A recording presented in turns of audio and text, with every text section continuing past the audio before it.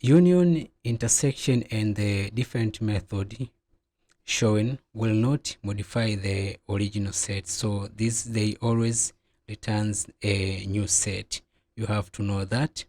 But we can also modify our set in a place. For example, let's take these two sets of ours, and let us try to update set A here. Now let's say set A, let's say dot update, let's say update set B. Okay, now let's save this.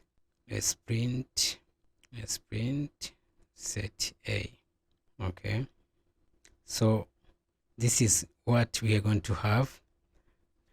If you can see here, if we update, it means that all our elements from set A, from set B, they are going to be updated to our set A. That's why you can see we have here a very, very long set here.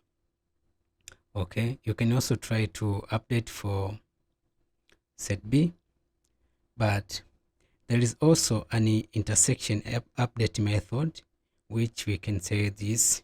Instead of here, we can say intersection update. So we just try to update all the sets which are intersected. So if we print here, let's save first, and if we print here, we just have the elements which are intersected, which is 1, 2, and 3. So this updates sets by only keeping the elements which are available in both sets. There is also a method called different update. So instead of intersection, we call it difference update. If we save this and try to print it here, so we have this difference update here.